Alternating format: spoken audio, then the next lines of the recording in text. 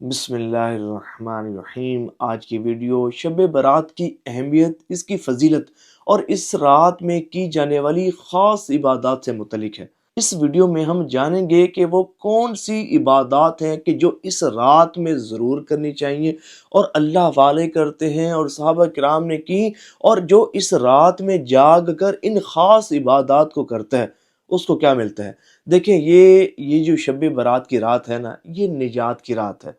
برے خاتمے سے نجات کی رات، نزا کی سختیوں سے نجات کی رات، کفر پر خاتمے سے نجات کی رات، عذاب قبر سے نجات کی رات، ہر بڑی سے بڑی پریشانی اور مصیبت سے نجات کی رات ہے، ہر آفت اور مصیبت سے نجات کی رات ہے۔ یہ وہ رات ہے کہ جس رات بندے کا مقدر لکھا جاتا ہے، بندے کی تقدیر لکھی جاتی ہے، سب کچھ بندے کے متعلق لکھ دیا جاتا ہے کہ آئندہ سال کس کو حج کرنے کی سعادت نصیب ہوگی، اس کا نام حاجیوں کی فہرست میں لکھا جاتا ہے، کس کو کتنا رزق ملے گا اس کا رزق لکھا جاتا ہے، آئندہ سال کس کا انتقال ہوگا اس کا نام مردوں کی فہرست میں لکھا جاتا ہے۔ تو یہ بہت نازک رات ہے۔ اس رات میں اللہ تبارک و تعالی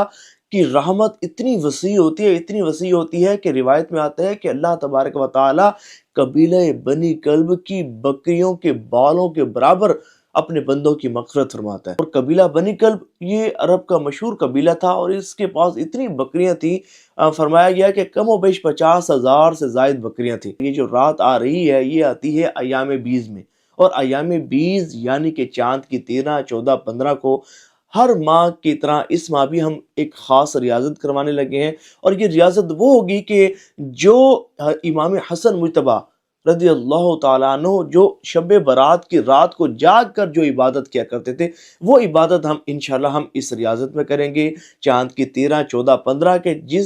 جن راتوں کی فضیلت احادیث طیبہ میں بیان کی گئی۔ حضور نبی پاک علیہ الصلوۃ والسلام نے صحابہ کو بالخصوص حکم ارشاد فرمایا کہ ان ایام میں روزہ رکھا کرو۔ تو اللہ والے اس رات میں جاگ کر عبادت بھی کرتے ہیں اور دن میں روزے بھی رکھتے ہیں۔ تو ایام بیز میں ہم بہت خاص ریاضت اور بہت خاص عبادت کرنے جا رہے ہیں۔ یہ وہ ریاضت اور وہ عبادت ہوگی کہ جو ہمیں اللہ کے قریب کر دے گی۔ جہاں اللہ کی رحمت ہم پر چھما چھم برسے گی، وہیں اللہ کی رحمت سے ہمارے گناہوں کی مغفرت بھی ہوگی، اور انشاءاللہ ہماری جائز حاجات بھی اللہ کی رحمت سے پوری ہوں گی، اور انشاءاللہ ہر طرح کی بڑی سے بڑی مصیبت، پریشانی، آفت سے ہمیں اللہ کی رحمت سے نجات نصیب ہوگی۔ دیکھیں، شب برات کی رات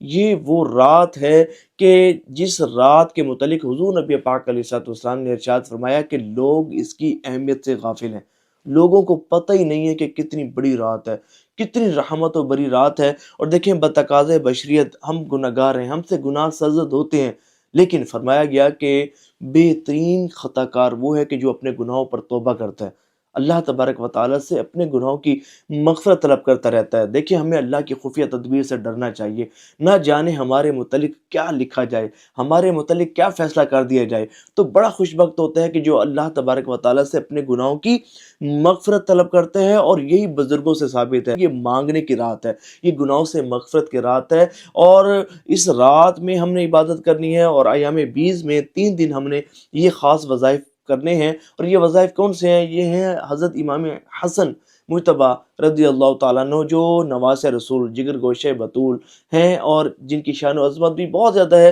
حضرت امام حسن رضی اللہ تعالیٰ عنہ آپ فرماتے ہیں کہ میرا معمول یہ ہے کہ شب برات کے میں 3 حصے کرتا ہوں، عبادت کے لیے 3 حصے کرتا ہوں، اور ایک تہائی حصہ اس میں اپنے نانا پر درود پاک پڑھتا ہوں، ایک تہائی حصے میں نوافل پڑھتا ہوں، اور ایک تہائی حصے میں استغفار کرتا ہوں۔ تو ایام بیز میں اور شب برات میں بالخصوص ہم نے جو عبادت کرنی ہے، جو وظیفہ پڑھنا ہے، وہ ہے استغفار کا وظیفہ، کیونکہ گناہوں کی نحوست یہ بندے کو برباد کر دیتی ہے، اور بندے کو اللہ کے نافرمان اور دھتکارے ہوئے بندوں میں شامل کر دیتی ہے۔ اور یہ فرمایا گیا کہ یہ جو بندہ بکثرت گناہ کرتا ہے تو گناہ یہ کفر کے قاصد ہے، اور بندہ کفر میں مبتلا ہو جاتا ہے، ایمان برباد ہو جاتا ہے۔ تو بڑا ہی خوش نصیب ہے کہ جو ان ایام میں استغفار کرے۔ ظاہر ہے کہ سارا سال ہم نے جس طرح گزارا ہمیں پتہ ہے، جس طرح اللہ کو ناراض کیا، جس طرح اللہ کی عبادت سے غافل ہوئے، اور جس طرح ہم نے اللہ تعالیٰ کی نافرمانیاں کی، ہم سب جانتے ہیں۔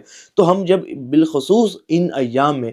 کثرت کے ساتھ استغفار کریں گے، اللہ تبارک و تعالیٰ سے اپنے گناہوں کی سچے دل سے مغفرت طلب کریں گے، تو اللہ تبارک و تعالیٰ ہمارے گناہوں کو معاف فرما دے گا، اللہ کریم ہم سے راضی ہو جائے گا، اور پھر ہمیں عبادات کی توفیق بھی ملے گی، اور پھر انشاءاللہ ہماری دعاؤں کو بھی قبولیت سے نوازا جائے گا۔ تو ایام بیز میں 3 دن ہم نے 1100 مرتبہ استغفار پڑھنا ہے۔ آپ کی مرضی، جو مرضی استغفار پڑھیں، یعنی کہ استغفر اللہ اگر چاہیں تو پڑھ سکتے ہیں، یا استغفر اللہ الذی لا الہ الا هو الحی القیوم واتوب الیہ، اگر آپ چاہیں تو یہ استغفار بہت زبردست استغفار ہے، اس کو بھی پڑھ سکتے ہیں۔ سید الاستغفار بھی اگر آپ چاہیں تو پڑھ سکتے ہیں، اور اس کے ساتھ ساتھ جو ہے وہ امام حسن مجتبیٰ آپ کا جو عمل تھا وہ یہ کہ آپ نوافل بھی پڑھا کرتے تھے اور درود پاک بھی پڑھا کرتے تھے۔ تو ہم نے جب 1100 مرتبہ استغفار پڑھ لیا تو اس کے بعد ہم 313 مرتبہ یا 1100 مرتبہ، بہتر تو یہ ہے کہ 1100 مرتبہ آپ استغفار کی تسبیح پڑھیں، یعنی کہ استغفر اللہ 1100 مرتبہ پڑھیں، پھر اس کے بعد 1100 مرتبہ درود پاک پڑھیں، کہ یہ بہت بڑا وظیفہ ہے۔ انشاءاللہ جب ہم ایام بیز میں اور بالخصوص شب برات میں درود پاک کی کثرت کریں گے تو اللہ کی رحمت کو پا لیں گے۔ تیسرا وظیفہ وہ ہوگا نوافل، نوافل کی کثرت۔ یہ وہ وظیفہ ہے، یہ وہ عمل ہے، نوافل کی یہ فضیلت ہے کہ ان کو پڑھنے کی برکت سے بندہ اللہ کا قرب حاصل کرتا ہے، اللہ کا محبوب بن جاتا ہے۔ اور ہم نے نوافل جتنی اللہ توفیق دے، 2 4 6 8 10 12، لیکن یاد رکھیے گا کہ جن پر فرض نمازیں باقی ہیں، قضا نمازیں وہ پڑھیں گے، کیونکہ جب تک بندے پر فرض باقی ہو اللہ تعالیٰ نفل کو قبول نہیں فرماتا۔ تو اسی طرح شب برات میں بہت سارے لوگ ایسے ہوتے ہیں کہ نوافل کی کثرت کرتے ہیں، ٹھیک ہے کرنے چاہیے، لیکن جن پر قضا نمازیں باقی ہیں ان کے لیے بہتر اور افضل یہ ہے کہ وہ اس رات میں قضا نمازیں پڑھیں۔ تو اس رات میں اور ایام بیز میں 3 عبادات، درود پاک 1100 مرتبہ، استغفار 1100 مرتبہ، اور نوافل جتنی اللہ توفیق دے آپ پڑھ سکیں آسانی سے آپ ان کو پڑھیں۔ اور اگر نوافل